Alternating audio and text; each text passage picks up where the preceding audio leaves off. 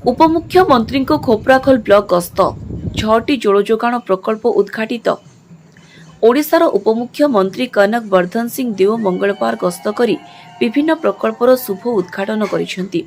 एही अवसर में प्रथमे बाघमुंडा पंचायत कादोपानी पानीय जल जोगाण प्रकल्प, लुहासिंघा पंचायत कुसुमकानिका पानीय जल जोगाण प्रकल्प, खोपराखोल पंचायत भेलुआखोल गां पानीय जल जोगाण प्रकल्प, तेलेनपाली पंचायत घुचापाली पानीय जल जोगाण प्रकल्प, मालपड़ा पंचायत फुलझर गां पानीय जल जोगाण प्रकल्प और बेंदेर पंचायत भरुआमुंडा गाँवर पानीय जल जोगाण प्रकल्पर शुभ उद्घाटन करथिले। एही अवसर में एक पेड़ मां के नाम कार्यक्रम रे उपमुख्यमंत्री 5टी लेखाएं चारा रोपण करथिले।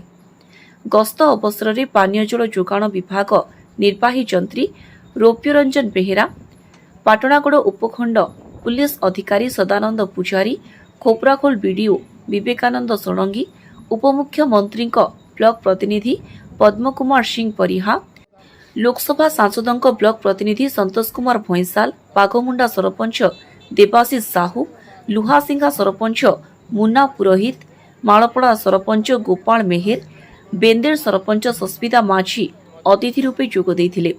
अन्यमानक मध्यरे प्रबोधानंद पाणिग्राही, मुन्ना दरवान, सुरू सिंह नीना, उमाकांत प्रधान, विकास बेहेरा, रोहितास अग्रवाल, उपेन्द्र भोई, सत्य पंडा, रवि साहू, प्रशांत मेहेर समेत विभिन्न विभागर अधिकारी, दलीय कार्यकर्ता, ग्रामवासी उपस्थित रहिथिले। खोपराखोलरू गोपाल साहू को रिपोर्ट, टाइम्स 1 ओडिया।